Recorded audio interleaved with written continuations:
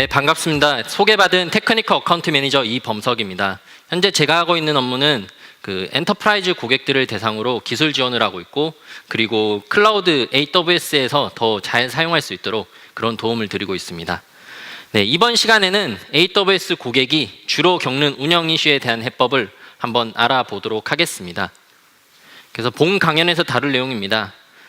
AWS 서비스를 사용하시면서 겪는 운영 이슈가 발생 시에 아키텍처 관점에서, 즉 아키텍처를 어떻게 설계하면은 운영 이슈에 조금 더 효율적으로 할 수 있을까 하는 관점에서 한번 볼 예정이고요. 두 번째로는 AWS 주요 서비스 사용 시의 문제 해결 방법. 여기서는 엘라스틱 컴퓨트 클라우드, 즉 EC2, 그리고 오토 스케일링, 그리고 엘라스틱 로드 밸런싱, 그 중에서도 클래식 로드 밸런서에 대해서 알아보도록 하겠습니다. 그리고 마지막으로는 AWS 서포트를 통해서 어떻게 지원을 받으실 수 있는지에 대해서 간략히 알아보는 시간을 갖도록 하겠습니다. 네, 먼저 좋은 아키텍처란 어떤 것일까요? AWS에서는 좋은 아키텍처의 요건으로 5가지를 제공하고 있습니다.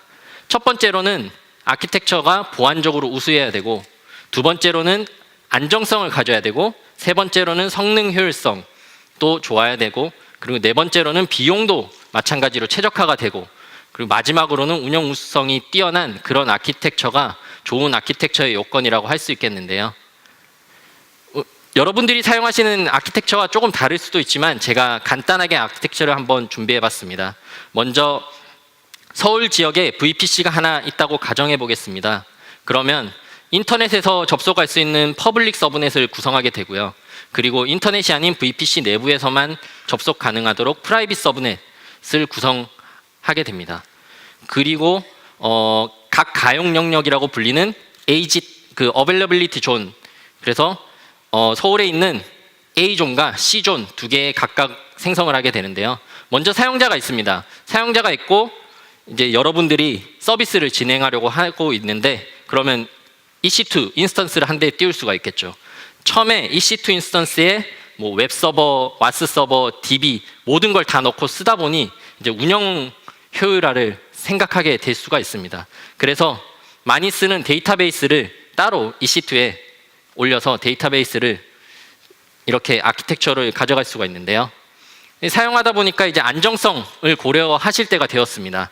안정성을 고려할 때는 이제 A존에 만약에 문제가 생겼을 경우는 C존으로 정상적으로 서비스가 되게끔 만드셔야 되는데요.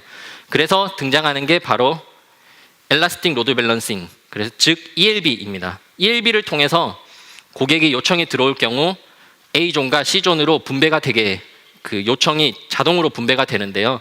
그렇게 됨으로 인해서 만약에 A존에 있는 인스턴스라든지 C존에 있는 인스턴스가 문제가 생길 경우에는 문제가 있더라도 서비스에는 이상이 없도록 그렇게 아키텍처를 가져갈 수가 있습니다. DB도 마찬가지입니다. DB도 처음에 한쪽에 사용하고 있다가 만약에 또 어떤 이슈가 발생했을 때는 슬레이브 DB로 바로 넘길 수 있도록 다른 C존에 슬레이브 DB를 둘 수가 있고요. 사용하다 보니까 또 사용자가 늘었습니다. 늘다 보니 웹서버도 늘려야 되고 와스 서버도 늘려야 되는 그런 상황이 발생하게 되는 거죠. 그래서 계속해서 늘리다 보니까 이게 수동으로 늘리고, 그리고 사용하지 않을 때는 줄이고 하는 번거로움이 생기게 됩니다. 그때 등장하는 것이 바로 오토 스케일링입니다. 오토 스케일링을 사용하시면은 뭐 특정 매트릭, 예를 들어서 CPU가 뭐 60% 이상을 계속 간다 하는 경우에 인스턴스를 2대 늘려라, 그리고 20%보다 낮게 가는 경우는 인스턴스를 2대 줄여라 하는 것들을 지정하실 수가 있습니다. 이렇게 되면은 비용 효율화도 되고, 그 다음에 운영 안정성도 만족시킬 수가 있는데요. 또 오토 스케일링을 쓰면 좋은 점은 만약에 인스턴스가 문제가 생겼습니다. 그 문제가 생겼을 경우 오토 스케일링에서 헬스 체크를 통해서 자동으로 또 그 문제가 생긴 인스턴스를 새로운 인스턴스로 바꾸는 그런 역할까지 해주기 때문에 오토 스케일링을 사용해서 많은 그 운영 안정성을 이루었습니다. 이제 보안을 생각해 볼 때가 되었습니다. DB 인스턴스가 퍼블릭 서브넷, 즉 인터넷에서 접속할 수 있는 공간에 있다 보니까 약간의 보안의 이슈가 생길 수 있는데요. 그래서 DB 인스턴스를 프라이빗 서브넷으로 옮김으로 인해서 이제 웹아스에서는 접속을 할 수 있지만 퍼블릭에서 다른 사람들이 인터넷을 통해서 접속하는 것은 막을 수가 있습니다. DB 인스턴스를 계속 마스터 슬레이브 형태로 운영하다 보니 다시 운영 효율성을 생각할 수가 있습니다. 그때 등장하는 것이 바로 RDS입니다.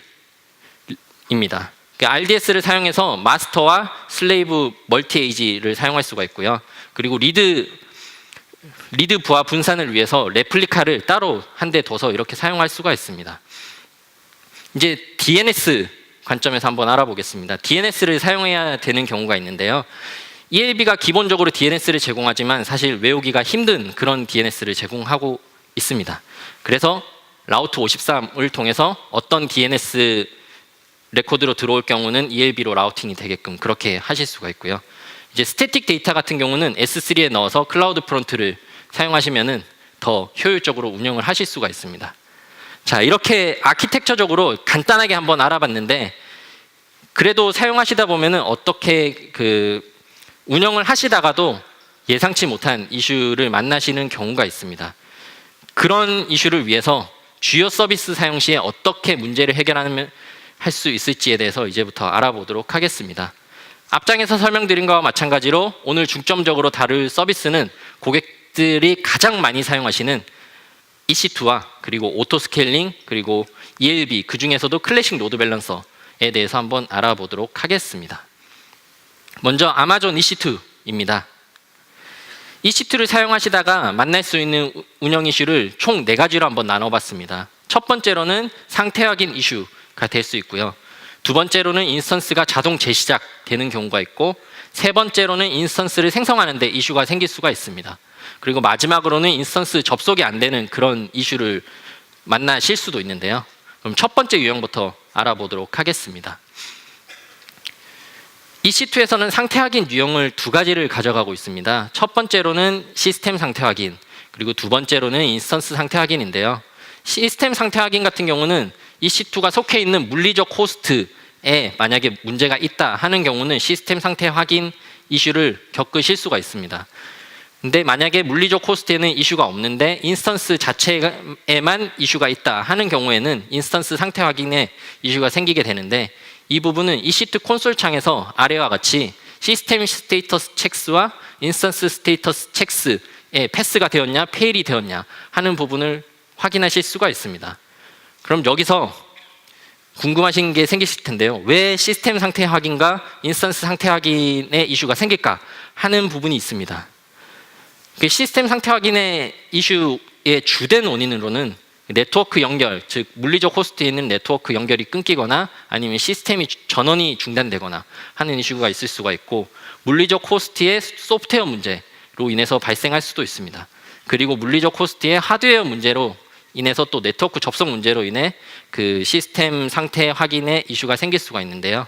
이렇게 상태 확인 이슈가 생기게 되면은 클라우드 와치 모니터링에 이렇게 뜨게 돼 있습니다. 그래서 스테이터스 체크 페일드 시스템 카운트가 원래 0이면은 정상 상태인데 이와 같이 1로 올라가는 그런 경우를 보시게 되면은 시스템 상태 확인에 이슈가 있다고 보시면 되겠습니다. 그리고 두 번째로 인스턴스 상태 확인 이슈에 대한 원인은 시스템 상태 확인 실패, 즉 물리적 호스트에 이슈가 있으면 당연히 그 인스턴스에도 접속이 안 되기 때문에, 그래서 이런 경우도 인스턴스 상태 확인에 이슈가 생기게 되고요. 두 번째로는 인스턴스 내부에 잘못된 네트워킹 또는 스타트업 구성을 하셨을 경우 또 발생을 하게 됩니다. 그리고 세 번째로는 메모리를 모두 사용했거나 아니면은 파일 시스템이 손상되거나 호환되지 않은 커널을 사용하시는 경우에도 인스턴스 상태 확인의 이슈를 만나실 수가 있습니다. 그런 경우는 위에와 마찬가지로 스테이터스 체크 페일드의 인스턴스 부분에 이렇게 카운트가 올라가는 것을 보실 수가 있습니다. 그럼 시스템 상태 확인 이슈가 발생했을 시에는 어떻게 하면 될까요?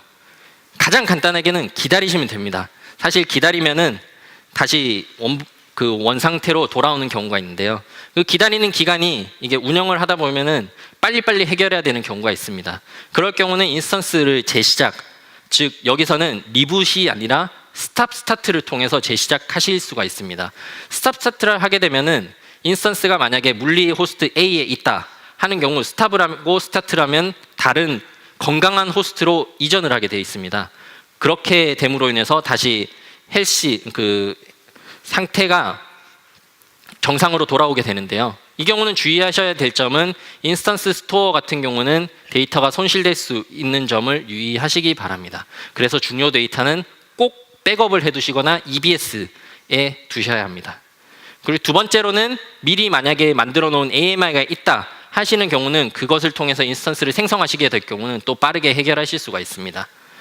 그리고 위와 같은 작업들이 다 수동으로 했다 하면은 이제 자동으로 하는 방법이 있는데요.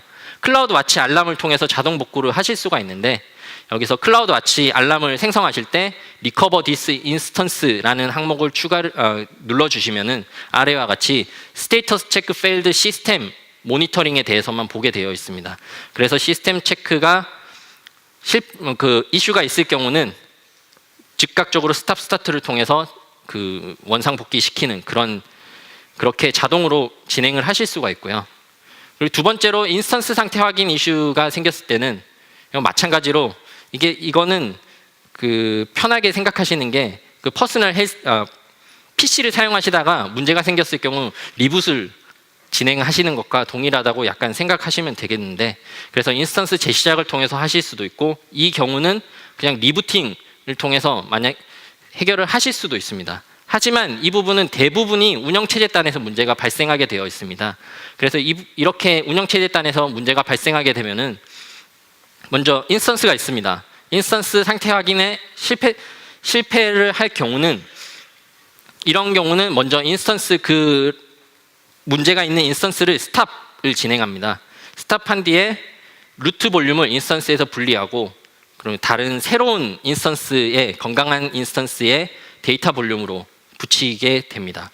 그래서 그 인스턴스에서 원래 있던 루트 볼륨의 파라미터들을 수정해서 다시금 원래 인스턴스로 루트 볼륨을 붙일 수가 있는데요. 그리고 스타트를 하면은 정상적으로 올라오는 것을 보실 수가 있습니다.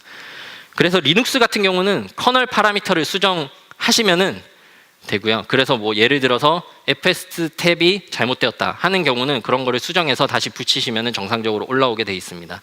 윈도우즈 같은 경우도 레지스트리를 수정하시면은 되는데, 레지스트리가 친숙하지 않으신 분들이 있으실 경우는 AWS에서 EC2 Rescue라는 것을 내놨습니다. 그래서 이 툴을 사용하실 경우는 간단하게 진단에서 어떤 점이 문제가 있는지 보고 그거를 해결하실 수가 있습니다. 해결도 자동으로 클릭 몇 번 하면 해결되기 때문에 사용하시면 되겠습니다. 그리고 두 번째 유형으로 인스턴스가 만약에 자동으로 재시작을 했다. 그래서 출근을 했습니다. 출근을 했는데 어떤 인스턴스가 자동으로 재시작된 것을 발견했습니다. 이런 경우는 먼저 예정된 이벤트가 있었는지를 확인하셔야 되는데요. 보통 AWS에서 예정된 이벤트가 있을 경우는 리타이어먼트 관련 메일을 보내주거나 하는데, 혹시나 영문 메일이라서 놓쳤을 경우, 그런 경우에는 EC2 콘솔상의 이벤트에 보시면은 어떤 이벤트가 있었는지 확인하실 수가 있고요. 또 작년 리인벤트에서 나온 퍼스널 헬스 대시보드에도 마찬가지로 메인터넌스 이벤트가 있을 경우는 뜨게 돼 있으니 이 부분을 먼저 확인하시고, 만약에 이 부분이 없었다 하는 경우는 인스턴스 로그를 간단하게 확인하셔서 시스 로그라든지 디메시지 아니면 윈도우즈 이벤트 로그를 확인하셔서 왜 이게 리붓이 일어났을까 하는 것을 찾으시면 되고, 만약에 이래도 없다 그럴 경우는 클라우드 트레일을 통해서 확인하실 수가 있습니다. 클라우드 트레일 같은 경우는 AWS에서 일어나는 API 콜들을 모두 기록하게 되어 있는데요. 그래서 클라우드 트레일 같은 경우는 전 지역에 대해서도 반드시 활성화시키는 게 굉장히 중요합니다. 클라우드 트레일을 확인해 봤더니 리붓 인스턴스를 누군가가 실행했습니다. 이런 경우는 흔히 말하는 범인을 잡을 수 있는 그런 계기가 될 수 있죠. 네, 세 번째 유형으로 인스턴스 생성할 때 이슈가 생기는 경우에 대해서 한번 알아보겠습니다. 기본적으로 인스턴스 생명 주기는 먼저 인스턴스를 런치하시게 될 경우는 펜딩 상태로 갔다가 그리고 러닝으로 가게 되고, 만약에 러닝하고 있는 인스턴스를 스탑하게 되는 경우는 스타핑으로 갔다가 스탑트로 가게 됩니다. 그래서 스탑트 인스턴스를 다시 러닝하게 되시면은 펜딩으로 가고 다시 러닝 상태로 가게 되는데요. 그리고 러닝 상태인 인스턴스를 이제 필요가 없어서 터미네이트 하시는 경우는 셔팅 다운으로 갔다가 터미네이티드로 가게 됩니다. 그러면은 인스턴스의 생명 주기가 끝나게 되는데, 만약에 펜딩으로 갔다가 바로 셔팅 다운으로 가서 터미네이티드 되는 경우를 만나셨을 경우는 어떻게 하면 될까요? 네, 먼저 확인해 보셔야 되는 것이 두 가지가 있습니다. 첫 번째로는 EBS 볼륨의 리밋을 초과한 경우가 있는데요. 그래서 이 인스턴스를 예를 들어서 고객의 리밋이 10대까지 생성을 할 수 있다 해서 지금 3대를 생성했다고 가정해 보겠습니다. 하지만 EBS는 리밋을 따로 갖고 있습니다. 그래서 100기가까지 생성할 수 있다, 200기가까지 생성할 수 있다 하는 리밋이 있는데요. 그런 리밋이 증가해서 인스턴스가 생성되지 않는 경우가 발생할 수 있습니다. 이런 경우에는 저희 서포트 센터를 통해서 EBS 리밋을 증가 요청을 하시면은 해결하실 수가 있고요. 두 번째로는 AMI를 만약에 생성을 하셨는데 그게 잘못 생성되는 경우가 있을 수가 있습니다. 그런 경우는 또 펜딩 상태에서 바로 셔팅 다운으로 가서 터미네이트가 되는데요. 이런 경우는 이미지를 다시 재생성해서 제대로 된 그 AMI를 생성하시면은 다시 해결하실 수가 있습니다. 그 원인, 그 인스턴스가 종료된 원인을 확인하실 수 있는 방법은 두 가지가 있습니다. 첫 번째로는 EC2 콘솔 상에서 확인하실 수가 있는데요. EC2 콘솔 상에 스테이트 트랜지션 리전이라는 란이 있습니다. 그 부분에 보면은 첫 번째 유형은 유저가 직접 터미네이트해서 발생한 거고, 두 번째 유형은 앞에서 설명드린 것과 같이 볼륨 리밋이 초과되었기 때문에 인스턴스가 바로 종료된 것을 보실 수가 있고요. 그리고 CLI를 통해서는 EC2에서 Describe Instance에서 마찬가지로 State Region에 대한 메시지를 뽑으시면 확인하실 수가 있습니다. 그리고 마지막으로 인스턴스 접속 이슈에 대해서 한번 알아보도록 하겠습니다. 기본적으로 사용자가 여기 있는 그 인스턴스를 접속하게 될 때 거치는 단계가 몇 가지가 있는데요. 먼저 첫 번째로 네트워크 액세스 컨트롤 리스트가 있습니다. 이는 서브넷 단위로 적용할 수 있는 방화벽 역할을 하는 것이라고 보면 되겠습니다. 그리고 두 번째로는 시큐리티 그룹, 즉 인스턴스 단위로 있는 방화벽 역할을 하는 시큐리티 그룹을 보실 수가 있고요. 세 번째로는 라우트 테이블 있고, 마지막으로는 인스턴스 자체를 확인해 보실 수가 있는데요. 첫 번째로 네트워크 액세스 컨트롤 리스트에 문제가 있다 하시는 경우는 인바운드, 아웃바운드 룰을 모두 확인하셔야 됩니다. 이는 시큐리티 그룹 같은 경우는 스테이트풀이기 때문에 뭐 들어갈 때만 허용이 되면은 접속이 되고 하는 경우가 있는데, 네트워크 액세스 컨트롤 리스트 같은 경우는 스테이트 리스트이기 때문에 인바운드로 들어갔다고 하더라도 아웃바운드에서 만약에 열어주지 않을 경우는 들어간 트래픽이 나오지 않기 때문에 이는 인바운드와 아웃바운드 모두 확인하셔야 되고요. 두 번째로 인스턴스의 시큐리티 그룹 룰을 확인하셔야 됩니다. 그래서 사용하고 있는 포트에 대해서 그 소스 IP와 포트를 허용하고 있는지를 간단하게 확인하실 수가 있고, 세 번째로는 라우트 테이블을 확인하셔야 되는데요. 라우트 테이블을 확인하실 때는 인터넷을 통해서 접속할 경우는 VPC 바깥으로 나가는 트래픽은 모두 인터넷 게이트웨이를 향하도록 설정이 되어 있는지 그 부분을 확인하시면 되겠습니다. 그리고 마지막으로 인스턴스 자체에 문제가 있는지를 확인하셔야 되는데요. 이 부분은 인스턴스가 너무 바빠서 그래서 CPU를 100을 치고 있거나 그래서 접속이 안 되는지 그 부분을 확인하실 수가 있고, 두 번째로는 인스턴스 생성할 때 사용하신 프라이빗 키를 지금 간단한 거지만 사용하고 있는지 그 부분을 보실 수가 있고, OS별 기본 사용자를 확인하실 수가 있습니다. OS별 기본 사용자 같은 경우는 우분투로 만약에 생성을 했다 하는 경우는 기본 사용자가 우분투고, 레드햇 계열이나 아마존 리눅스 AMI 같은 경우는 기본 사용자가 EC2 유저로 되어 있습니다. 그런 거를 정확하게 사용했는지 그 부분을 확인하시면 인스턴스 접속 이슈를 어느 정도는 해결하실 수가 있습니다. 네, 지금까지 저와 함께 아키텍처와 EC2 관점에서 어떻게 운영 이슈를 확인하고 해결할 수 있는지를 알아봤는데요. 오토 스케일링부터는 조성열 엔지니어께서 이제 계속해서 진행하도록 하겠습니다.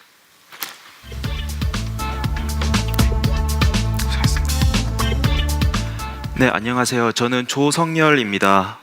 이번 세션 이어서 진행할 거고요. 저는 이제 간단히 소개를 하자면 AWS 시드니 기술지원센터에서 데브옵스 클라우드 서포트 엔지니어로 일을 하고 있습니다. 고객이 데브옵스 제품을 사용하시다가 문제가 발생하셨을 경우나 아니면은 베스트 프랙티스를 원하시는 경우에 저희 서포트 센터에 연락을 주시면은 저희가 지원해 드리는 업무를 하고 있습니다. 저는 이번 세션에서는 오토 스케일링 그룹, 및 ELB, 그 중에서도 클래식 로드 밸런서에서 자주 일어날 수 있는 이슈에 대해서 알아보고, 그리고 AWS 서포트에 대해서 설명해 드리는 자리를 갖도록 하겠습니다. 먼저 오토스케일링 그룹입니다. 오토스케일링 그룹 같은 경우에는 고객의 애플리케이션의 가용성을 보다 쉽게 관리해 줄 수 있는 서비스고요. 트래픽의 증감에 따라서 인스턴스를 런칭 또는 터미네이트를 자동으로 시켜주고, 그리고 인스턴스가 상태 확인에 실패하였을 경우에 그 인스턴스를 자동으로 재시작해주는 역할을 하고 있습니다. 네, 오토스케일링에서 만날 수 있는 운영 이슈로는 크게 세 가지가 있습니다. 첫 번째는 오토스케일링 그룹에서 신규 인스턴스를 생성하실 경우에 그때 운영 이슈가 발생을 할 수 있고요. 두 번째는 오토스케일링 그룹이 스케일 작업, 그러니까 스케일 인 앤 아웃을 할 때 이슈가 발생할 수 있습니다. 세 번째로는 클라우드 와치 알람을 설정하였는데 이 클라우드 와치 알람이 울리지 않는 경우에 운영 이슈가 발생할 수 있고요. 그러면 지금부터 이 세 가지 유형에 대해서 어떤 경우에 일어나는지, 그리고 어떻게 해서 해결을 할 수 있는지 한번 살펴보도록 하겠습니다. 먼저 신규 인스턴스 생성 이슈입니다. 여러 가지 원인이 있을 수가 있는데요. 오토스케일링 그룹에서는 런치 컨피규레이션이라는 것이 있습니다. 이게 이제 오토스케일링 그룹을 생성하실 때 필수적으로 오토스케일링 그룹이랑 연동을 시켜야 되는 이제 그런 모듈인데요. 런치 컨피규레이션 같은 경우에는 이제 EC2 인스턴스를 생성할 때 그때 생성에 관한 정보를 담고 있습니다. 가령 시큐리티 그룹이라든지 혹은 EC2 키페어가 있습니다. 근데 이게 런치 컨피그레이션이 처음에 생성되었을 때는 시큐리티 그룹이 혹은 EC2 키페어가 있었지만 이게 현재 없어지는 경우가 있습니다. 해당 경우에는 당연히 인스턴스가 추가로 생성이 되지 않게 됩니다. 그래서 이제 트래픽이 갑자기 증가했을 때 오토스케일링 그룹이 인스턴스를 새로 생성할 수 없게 되죠. 이럴 경우에 해결책으로는 먼저 새로 런치 컨피규레이션을 생성하셔야 됩니다. 생성하셔서 오토스케일링 그룹이 새 런치 컨피규레이션을 이용하도록 변경을 해주시면은 손쉽게 해결을 할 수 있습니다. 그리고 아까 이범석 매니저가 이제 설명드린 부분인데요. 저희 제품 중에 클라우드 트레일이라는 제품이 있습니다. 이 클라우드 트레일 제품을 이용하시면은 언제 누가 어디서 어떤 API 콜을 날렸는지 모두 확인하실 수가 있는데요. 본인이 시큐리티 그룹이나 아니면 EC2 키페어를 삭제를 하지 않았는데 없어졌다. 이럴 경우에는 클라우드 트레일을 이용해서 누가 어디서 삭제를 했는지 확인을 하실 수가 있습니다. 그래서 이 클라우드 트레일 같은 경우에는 기본적으로 운영 시에 이네이블을 하셔서 그렇게 해서 트래킹을 좀 더 하시는 것을 권장해 드립니다. 두 번째 유형으로는 각종 리밋에 도달하였을 경우가 있습니다. 이럴 경우에 이제 저희 AWS 프로덕트 같은 경우에는 대부분의 프로덕트이 운영 안정성을 위해서 리밋을 두고 있는데요. 물론 이 리밋은 증가가 가능한 리밋이고요.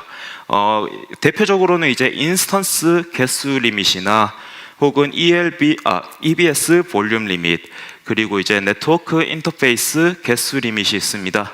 이 리밋에 도달하였을 경우에는 이제 신규 인스턴스 생성에 실패를 할 수가 있고요.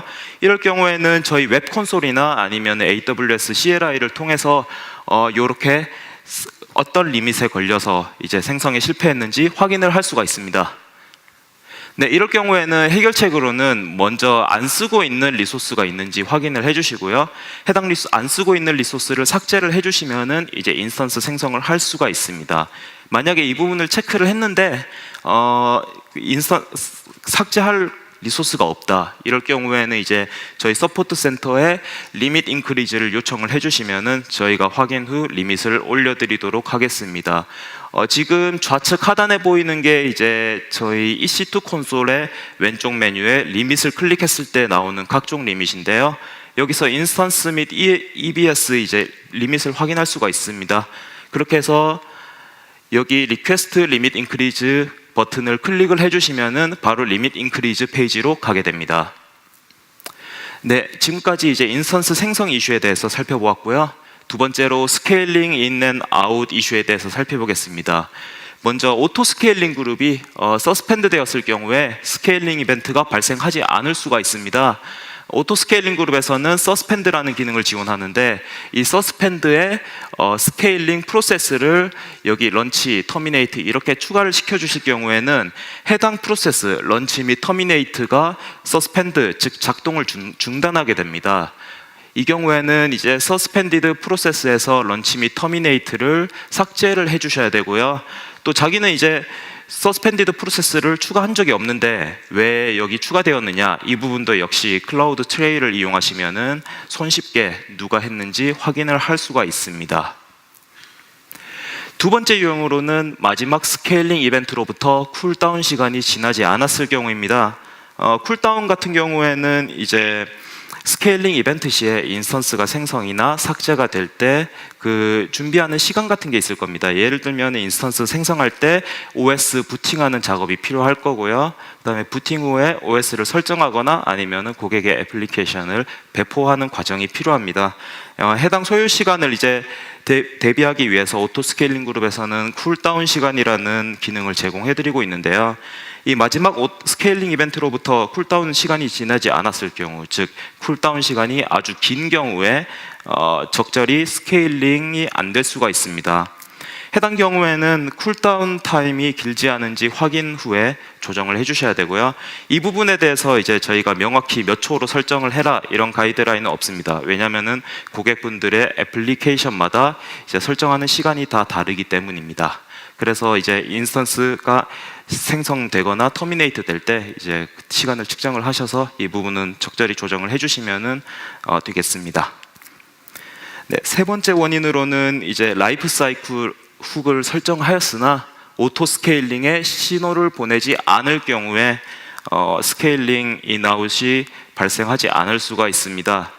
네, 저희 오토 스케일링 그룹에서는 라이프 사이클 훅이라고 해서 이제 이런 기능을 제공하고 있는데요. 이거는 이제 부팅 스케일 인이나 스케일 아웃 시에 이제 사용자가 커스텀 스크립트를, 그러니까 훅 스크립트를 돌릴 수 있도록 하는 기능을 제공을 하고 있습니다. 근데 이 라이프 사이클 훅을 다 실행하신 후에 저희 쪽에 complete 라이프 사이클 액션이라는 명령을 날려주셔야 오토 스케일링 그룹에서는 사용자의 라이프 사이클 훅 스크립트가 끝났구나 하고 생각을 하게 되는데, 이게 만약에 네트워크적인 이슈라든가 아니면은 뭐 퍼미션 이슈라든가 여러 가지 이유로 가지 않을 수가 있습니다. 이 경우에는 complete 라이프 사이클 액션이 제대로 수행되었는지 확인해 주셔야 되고요. 네트워크 설정 등을 확인하셔서 이제 AWS 엔드포인트에 이 명령을 날릴 수 있도록 해주면 간단히 해결할 수 있습니다. 네 번째 원인으로는 이제 인스턴스 리밋에 도달하였을 경우인데요. 아까 설명해드린 대로 밑에 콘솔 창에서 인스턴스 리밋에 걸려서 스케일링 이벤트가 발생하지 않은 것을 확인하실 수 있습니다. 이 경우에는 역시 필요 없는 인스턴스를 정지시켜 주시고 저희 서포트 센터에 리밋 인크리즈를 요청해 주시면은 저희가 확인 후에 바로 올려드리고 있습니다. 네, 세 번째 유형으로는 클라우드 와치 알람을 설정하였으나 이 알람이 울리지 않을 경우입니다. 그래서 이제 클라우드 와치 알람 같은 경우에는 여기 consecutive period라고 연속 시간 설정값만큼 연속으로 임계점을 넘어서야 알람이 울리게 됩니다. 예제를 하나 보겠습니다. 밑에 이제 저희 CPU 사용량 그래프가 있는데요. 이제 이거는 연속 기간이 3회로 지정이 되어 있고 스레시홀드 임계점이 60으로 지정이 되어 있습니다. 이 경우에 지금 세 번째, 네 번째, 다섯 번째 데이터 포인트에서는 모두 이제 임계점을 넘어서 알람이 작동을 하였지만 아홉 번째 데이터 포인트부터 또 CPU 사용량이 늘어나는 것을 확인할 수가 있는데요. 근데 11번째에서 알람이 울리지 않았습니다. 왜냐하면 10번째 이제 데이터 포인트에서 60을 못 넘었기 때문이고요. 이 경우에는 11번째부터 13번째까지는 알람이 울리게 되는데, 이거는 이제 11번째부터 13번째까지 모든 데이터 포인트가 임계점 60을 넘어서서 울리게 됩니다. 하지만 이제 CPU 사용량 자체는 9번째부터 계속 늘었기 때문에 그때부터 계속 인스턴스에 부하가 있다고 볼 수 있고요. 만약에 이 값을 55로 수정을 한다면 세 번째부터 다섯 번째는 당연히 아까도 울렸으니까 지금도 울리게 될 것이고, 아홉 번째부터 11번째 역시 모든 데이터 값이 55를 넘어섰기 때문에 이렇게 알람이 일찍 울려서 일찍 인스턴스가 추가되도록 하는 것을 확인할 수 있습니다. 네, 여기까지 오토 스케일링 그룹을 운영하시면서 만날 수 있는 이슈에 대해서 알아보았습니다. 다음으로는 ELB, 그 중에서도 많이 쓰고 계시는 클래식 로드 밸런서에 대해서 알아보겠습니다. 네, ELB를 사용하시면은 고객의 애플리케이션에 들어오는 트래픽을 적절히 인스턴스에 이제 그 디스트리뷰션을 해주는 효과를 얻으실 수가 있습니다. 이 ELB에서 만날 수 있는 운영 이슈도 역시 크게 세 가지가 있는데요. 먼저 HTTP 500번대 에러, 그리고 인스턴스 아웃 오브 서비스, 그리고 헬스 체크에 실패하는 경우가 있습니다. 지금부터 이 세 가지 운영 이슈에 대해서 한번 살펴보겠습니다. 첫 번째로 HTTP 500번대 에러입니다. 이 500번대 에러에는 크게 역시 세 가지가 있는데 HTTP 502번 배드 게이트웨이, 503번 서비스 unavailable, 504번 게이트웨이 타임아웃이 있습니다. 먼저 HTTP 502 배드 게이트웨이입니다. ELB에 이제 사용자가 요청을 했을 때 502 배드 게이트웨이를 리턴을 하면서 정상적으로 페이지를 리턴하지 않는 경우가 있는데요. 이럴 경우에는 이제 백엔드 인스턴스로부터 온 응답을 ELB가 받지 못할 경우, 혹은 인스턴스가 응답을 하였으나 그 헤더 값이 되게 말폼된 경우에 이제 ELB에서 502번 배드 게이트웨이를 리턴을 할 수가 있습니다. 이 경우에 해결책으로는 인스턴스의 WAS 로그를 참조하셔서 응답이 제대로 갔는지 확인하고 헤더 값이 제대로 정상적으로 갔는지 확인을 하셔야 됩니다. 이제 헤더 값을 제대로 보내게 되면은 이슈를 해결할 수가 있고요.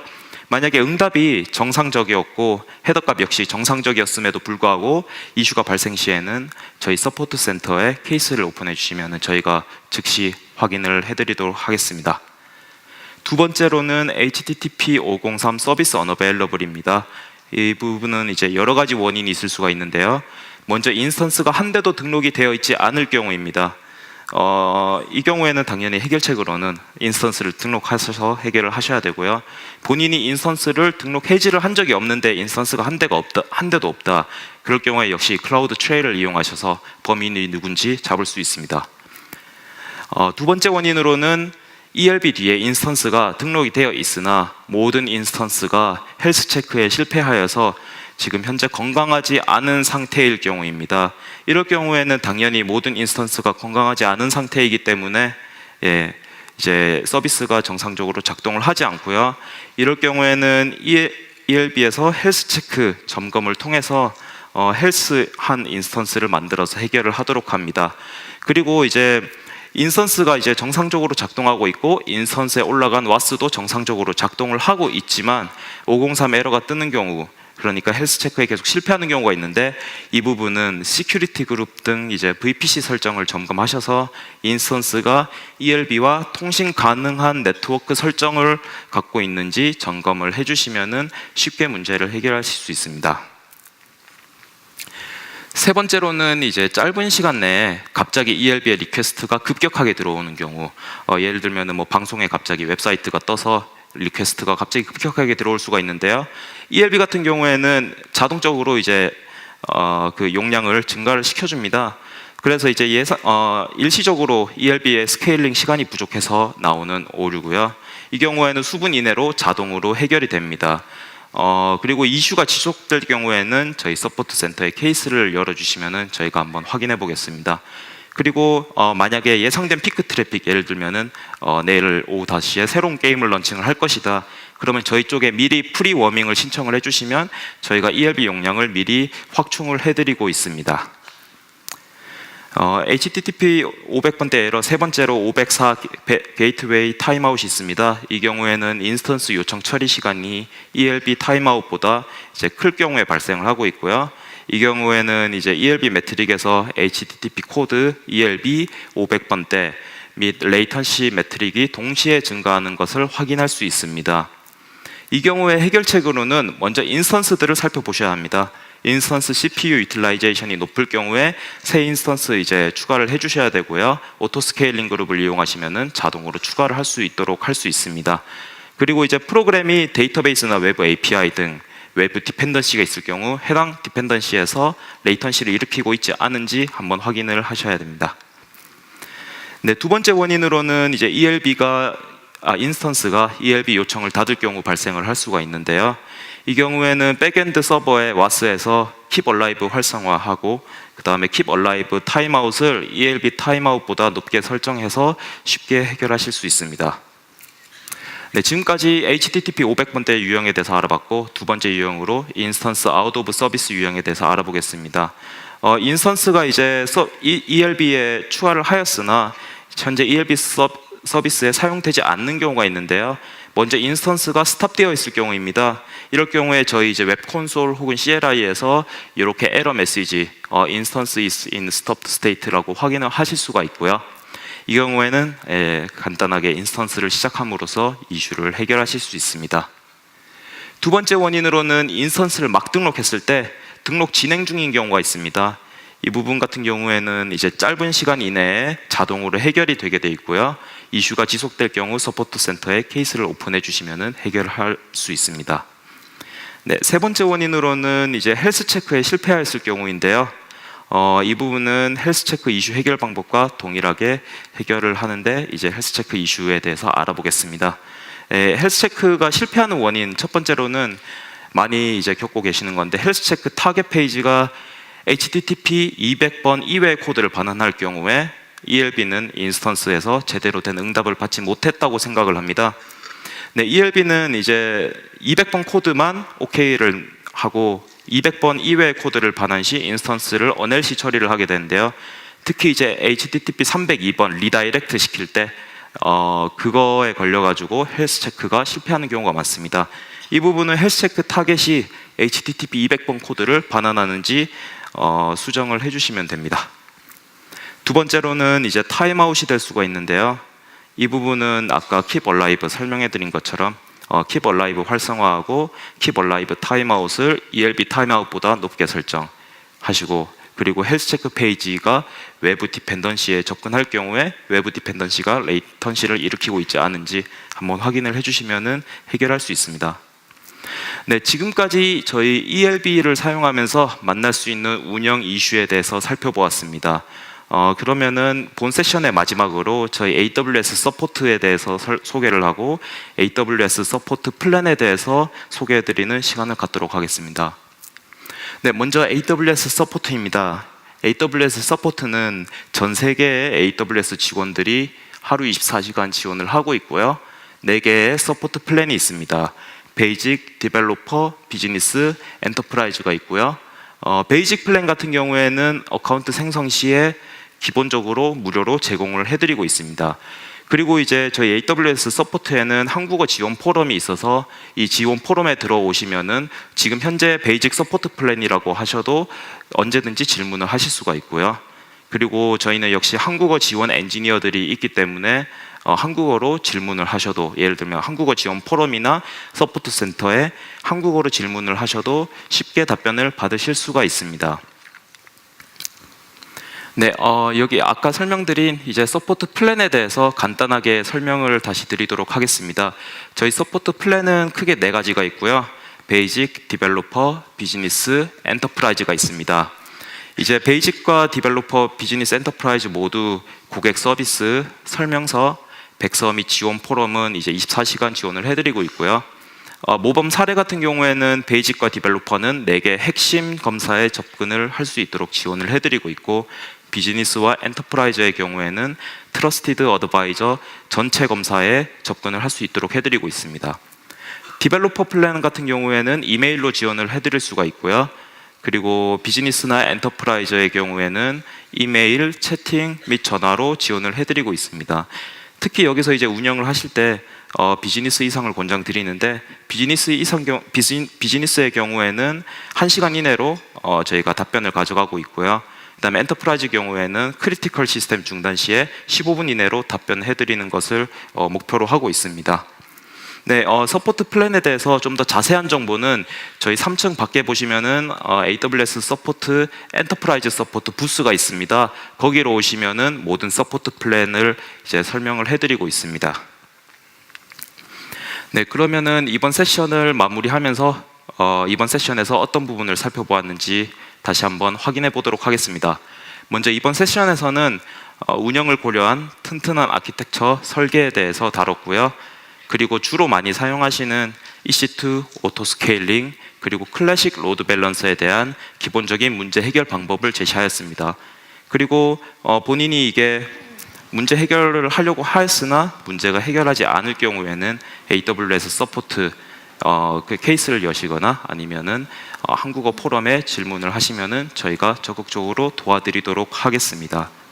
네, 본 강연이 끝난 후에 이렇게 이제 참조 링크를 몇 가지 첨부하였는데요. 운영에 도움이 되실 수 있는 정보이므로 꼭 한번 보시는 것을 권장해 드립니다. 네, 그럼 지금까지 세션을 경청해 주셔서 감사합니다. 세션을 마치도록 하겠습니다.